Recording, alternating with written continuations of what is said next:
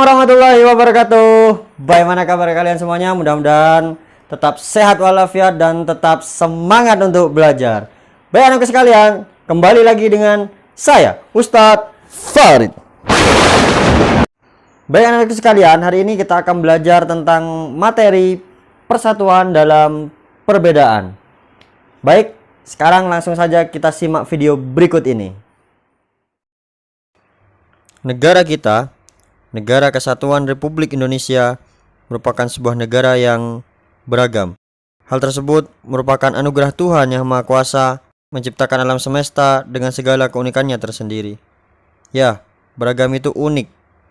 Bukan justru kita sibuk saling menghakimi perbedaan. Ibarat sebuah pelangi, justru terlihat menarik dan menawan karena memiliki warna yang beragam dan menjadi satu kesatuan. Berbicara tentang persatuan, tidak terlepas dari yang namanya kerukunan. Ya, kata kuncinya yakni rukun. Tidak akan terwujud yang namanya persatuan jika kita tidak bisa hidup rukun. Jadi anak-anakku sekalian, dari video tadi kalian sudah bisa melihat dan sedikit memahami bahwasanya untuk mencapai yang namanya persatuan butuh yang namanya kerukunan atau hidup rukun. Nah, sekarang pertanyaannya, apa sih itu hidup rukun? Hidup rukun merupakan sikap kita saling menghargai, saling menghormati, dan juga saling menyayangi sesama umat manusia dalam kondisi apapun. Ya, misalnya teman kita sedang mengalami kesusahan, kita harus berempati. Ada tetangga kita, ada teman kita yang berbeda dengan kita, baik berbeda pendapat, ada yang juga berbeda suku bangsa, ada yang berbeda agama. Kita juga harus toleransi. Bahkan ketika teman kita dalam keadaan senang pun, kita tidak boleh iri hati. Pada akhirnya, nanti akan tumbuh rasa saling menyayangi, saling menghormati, dan juga saling menghargai antar sesama umat manusia. Nah, dari situlah nantinya akan terwujud yang namanya persatuan. Seperti itu. Lalu di mana saja kita harus hidup rukun? Kita harus hidup rukun di mana-mana. Di rumah, di sekolah, dan juga di lingkungan masyarakat.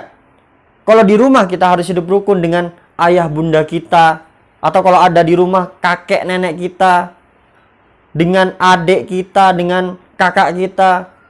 Kalau di sekolah kita harus hidup rukun dengan guru-guru kita atau ustadz-ustadzah, dengan teman-teman sebaya kita. Kalau di lingkungan masyarakat, kita harus hidup rukun dengan tetangga kita, dengan teman-teman di sekitar lingkungan rumah kita. Jadi, dimanapun kita berada, dan dalam kondisi apapun itu, kita harus bisa hidup rukun. Soalnya banyak nih kejadian, ya, kalian asik main ke rumah temennya, seharian, tidak ada masalah, hidup rukun. Giliran sore pulang ke rumah, gak berhenti berantem sama adiknya. Ya, apalagi masa COVID kayak gini, yang mengharuskan kalian belajar dari rumah. Orang tua kalian dituntut untuk menjadi guru dengan segudang pekerjaan, dan kadang kalian juga sulit untuk diingatkan, sehingga dari sinilah rawan terjadinya pertengkaran atau juga peperangan. Jadi yang terjadi bukan lagi proses belajar mengajar, tapi yang ada kok malah hajar mengajar, bahkan baku hantam. Nah, dari situlah kalian harus bisa memetik pelajaran bahwasanya persatuan dan kesatuan itu bisa terwujud dari lingkup yang paling kecil, yakni lingkup keluarga. Kita tidak usah berbicara tentang persatuan bangsa kalau kita belum bisa menyelesaikan persatuan di keluarga atau hidup rukun di keluarga. Jadi harus dimulai dari diri kita masing-masing. Kalau kita sudah bisa hidup rukun dengan keluarga kita, maka di lingkungan masyarakat nanti kalian juga bisa hidup rukun.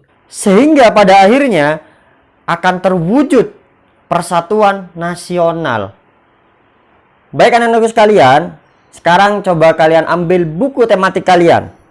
Tema 6B. Nih, warnanya oranye. Judulnya Persatuan dalam Perbedaan. Sama persis dengan tema yang kita pelajari hari ini.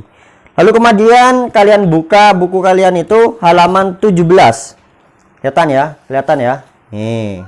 Halaman 17.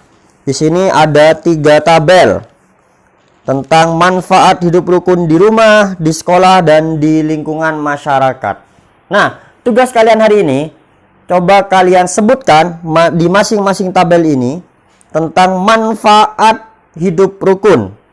Masing-masing 5 saja. Gak terlalu banyak ya, cukup 5 saja. Jadi, manfaat hidup rukun di rumah, 5 poin. Manfaat hidup rukun di sekolah 5 poin, dan manfaat hidup rukun di lingkungan masyarakat 5 poin. Setelah selesai, nanti langsung kalian foto lalu kirimkan ke wali kelas masing-masing. Jangan dibuat story WA ataupun diupload ke Instagram atau Facebook dan yang lain-lainnya. Ya, seperti itu. Sudah bisa dipahami? Nah, pembelajaran hari ini Ustadz cukupkan sampai di sini. Cukup sekian. Sampai berjumpa di video-video yang akan datang. Mudah-mudahan besar barokah dan manfaatnya. Dan kita semua bisa menjadi manusia-manusia yang bisa saling hidup rukun, sehingga pada akhirnya nanti akan terwujud yang namanya persatuan nasional. Terima kasih. Wassalamualaikum warahmatullahi wabarakatuh. Salam pendidikan. Oh iya, untuk penugasannya jangan lupa ya dikumpulkan hari ini ya. Jangan lupa.